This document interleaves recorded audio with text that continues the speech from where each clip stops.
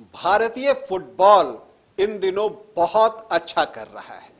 Match एक महीने के अंदर भारत की फुटबॉल टीम ने दो दो कप जो है वो जीते हैं, दो दो टूर्नामेंट जीते हैं, दो दो प्रतियोगिताएं जीती हैं। और ये भारतीय फुटबॉल के लिए आप कह सकते हैं कि अनमोल समय है। निश्चित तौर पर कहना पड़ेगा कि जो भारतीय टीम के कोच हैं इगोर स्टिमैक और सुनील छेत्री की जो जोड़ी है, और इसमें जब महेश गवली ऐड होते हैं तो ये जो तिकड़ी है इसने भारतीय फुटबॉल की दशा और दिशा जो है वो बदल दी है। भारतीय खिलाड़ी बदले बदले से नजर आने लगे हैं। आज इन्हीं सब विषयों पर बातचीत करूंगा। नमस्कार, आप देख रहे हैं न्यूज बाइस्कोप और मैं हूं राकेश रंजन। भारत की फुटबॉल टीम ने एक महीने के अंदर दो बड़े टूर्नामेंट जीते। पहला भुवनेश्वर में इंटर कॉन्टिनेंटल कप टूर्नामेंट जीता और उसके बाद जो है सैफ चैंपियनशिप जो कि बेंगलुरु में खेला गया, उसमें भी जो भारतीय टीम की ही ताजपोशी हुई है। तो दो बड़े टूर्नामेंट लगातार जीतने से भारतीय टीम का मनोबल बढ़ा है और इससे निश्चित तौर पर जो जनवरी में एएफसी एशिया कप होना है उसके लिए जो है भारतीय टीम को आप कह सकते हैं कि एक मनोबल मिला होगा, एक उत्साह मिला होगा। और हम उम्मीद करते हैं कि एएफसी एशियन कप में भी जो भारत की फुटबॉल टीम है वो बेहतर प्रदर्शन करेगी। हालांकि वहां ग्रुप टफ है, कौन कौन है भारत के ग्रुप में ये भी बताऊंगा, लेकिन पहले हम भारतीय फुटबॉल टीम जो है वर्तमान की उस पर बात कर लेते हैं। कैसे आ गया ये बदलाव? जो खिलाड़ी कभी बहुत दब के दिखते थे, खास करके जब वो बड़े खिलाड़ियों के खिलाफ खेलते थे, अपने से हायर रैंकिंग की टीम के साथ खेलते थे, लेकिन अब आप देखते हैं कि जो अग्रेशन फुटबॉल में खिलाड़ियों के अंदर होनी चाहिए वो अग्रेशन आपको भारतीय खिलाड़ियों में दिखती है। और इसके लिए निश्चित तौर पर इगोर स्टिमैक को श्रेय जाना चाहिए, जो खुद भी कई बार मैदान के बाहर टेक्निकल एरिया में भी बैठकर जो है वो अपना अग्रेशन दिखा जाते हैं। इसकी वजह से उन्हें सैफ चैंपियनशिप में दो दो रेड कार्ड देखना पड़ा और वहां पर महेश गवली आते हैं। तो ये जो मैंने कहा ना तिकड़ी, महेश गवली, इगोर स्टिमैक और सुनील छेत्री, इन तीनों ने मिलकर जो है भारतीय क्रिकेट की तस्वीर बदलने की एक कोशिश की है और ये उसकी शुरुआत है। अगर आप टीम पर नजर डालें तो सुनील छेत्री का अनुभव तो है, वो 38 साल के हैं।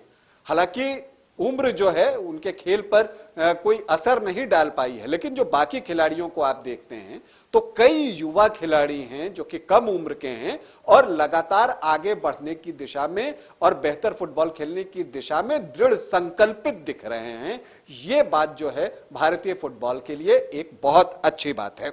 अगर हम बात करें तो इगोर स्टिमैक अगर अग्रेशन देते हैं भारतीय खिलाड़ियों को, तो सुनील छेत्री जो है एक कूल रूप में दिखते हैं और उससे खिलाड़ियों को एक ठहराव भी मिलता है। और इन सब के बीच जो भारत की टेक्निकल टीम है, अगर आप बात कर लें इगोर स्टिमैक की, महेश गवली की और बाकी सपोर्ट स्टाफ की, तो वो स्किल में भी भारतीय खिलाड़ियों को बेहतर कर रहे हैं, उनकी स्टेमिना बढ़ रही है। क्योंकि आप देखिए एक महीने के अंदर दो टूर्नामेंट खेल लेना कोई आसान काम नहीं होता है कि इतनी जल्दी जल्दी मैचेस हो रहे हैं और आप वो दमखम दिखा पा रहे हैं। तो ये भारतीय फुटबॉल के लिए बहुत शुभ संकेत है कि स्किल भी, इसके अलावा जो मैंने कहा दमखम भी, और इसके अलावा अगर आप कहें तो जो मानसिक दृढ़ता है वो भी भारतीय खिलाड़ियों की बढ़ी है। और इसके लिए इगोर स्टिमैक और उनकी पूरी टीम बधाई की पात्र है। देखिए दो दो पेनल्टी शूटआउट में मुकाबला गया, लेबनान के खिलाफ सेमीफाइनल में, मैं सैफ चैंपियनशिप की बात कर रहा हूं, और फाइनल में कुवैत के खिलाफ। आम तौर पे जब पेनल्टी शूटआउट में गेम जाता है तो वहां पर जो है आपके मेंटल स्ट्रेंथ की परीक्षा होती है।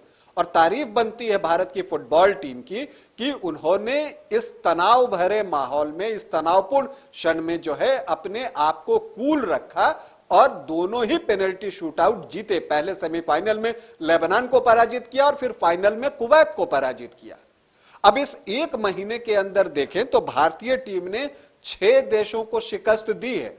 अगर आप इंटर कॉन्टिनेंटल कप की बात अगर कर लें, अगर आप वहां पर चले जाएं तो वहां पर भी लेबनान था, मंगोलिया, वनुआतू, 3 टीमें थी। इसके बाद अब आप सैफ चैंपियनशिप में आते हैं तो भारत ने पहले पाकिस्तान को पराजित किया 4 गोलों से, फिर नेपाल को 2 गोलों से, कुवैत से 1-1 की बराबरी हुई तो फाइनल में कुवैत को पराजित कर दिया, तो कुवैत भी भारत से पराजित हुआ और लेबनान तो पराजित हुआ ही हुआ। सेमीफाइनल में 2-2 बार लेबनान को पराजित करने का भारतीय टीम को अवसर मिला। तो इस तरह से आप देखें तो ये एक जो है कॉन्फिडेंस जो है वो भारतीय खिलाड़ियों का बिल्ड कर रहा है। भारतीय टीम की अगर हम बात करें तो जो एक अच्छी बात है और जो स्ट्रैटेजी दिखती है वो बहुत साफ दिखती है कि आप डिफेंस को इतना मजबूत कर दीजिए कि आपके खिलाफ गोल हो ही नहीं, और जब आपके खिलाफ गोल नहीं होता है तो फिर बच जाता है एक ही काम कि आप विपक्षी टीम के खिलाफ 1-2 गोल करें और जीत आपको नसीब हो जाएगी। और यही पिछले दिनों देखने को हमें मिला है। भारतीय फुटबॉल में डिफेंस बहुत मजबूत है। आप संदेश झिंगन की बात कर लें, अनवर अली की बात कर लें, मेहताब की बात कर लें, सुभाशिष की बात कर लें, अमित मिश्रा की बात कर लें, निखिल पुजारी की बात कर लें, सभी कमाल का प्रदर्शन कर रहे हैं। अनिरुद्ध थापा जो है हाफ में कमाल का प्रदर्शन कर रहे हैं, जैक्सन सिंह हैं, उदांता हैं, ये सब उभरते हुए खिलाड़ी हैं। समद ने दिखाया कि उनके अंदर कितना स्किल है और मैच दर मैच समद में सुधार आपको दिखेगा। छांगटे तो बिल्कुल इलेक्ट्रीफाइंग है और गेंद को लेकर जिस तरह से दौड़ते हैं उसकी तो आप जितनी तारीफ करें कम है। और इन सब के अलावा जो सबसे बड़ी बात है कि बीच में फिर सुनील छेत्री हैं जो कि जो शॉट लेते हैं उसे गोल बार के अंदर ही डालने की कोशिश करते हैं। तो ये जो टारगेट पर उनका निशाना होता है वो भारतीय टीम के बहुत काम आता है। और अगर आप सैफ चैंपियनशिप में ही देखें तो उन्होंने टूर्नामेंट में सबसे ज्यादा गोल किए, 5 गोल, और इसके अलावा उन्हें टूर्नामेंट का बेस्ट प्लेयर भी चुना गया। तो भारतीय फुटबॉल का एक सुनहरा भविष्य दिख रहा है। अब जो अगला चैलेंज है और अगली चुनौती जो है भारतीय टीम की, हालांकि वो बहुत कठिन है। जैसा मैंने कहा कि जनवरी में एएफसी एशियन कप होना है और उसमें जो भारत का ग्रुप है वो टफ है, क्योंकि वहां ऑस्ट्रेलिया भी मिलेगा, उज्बेकिस्तान भी मिलेगा, सीरिया भी मिलेगा। तो आपको अपने से हायर रैंकिंग की टीमों के खिलाफ बेहतर प्रदर्शन करना होगा। लेकिन जो कॉन्फिडेंस चाहिए था वो इन 2 टूर्नामेंट से भारतीय टीम को जरूर मिला है। और हम उम्मीद करते हैं कि अभी वक्त है तो उन तैयारियों के लिए इगोर स्टिमेक और जो पूरी कंपनी है वो निश्चित तौर पर जो है वो प्रयास करेगी। भारतीय फुटबॉल टीम को हम भविष्य के लिए ढेरों शुभकामनाएं देते हैं। अभी के लिए इतना ही, इजाजत दें, नमस्कार।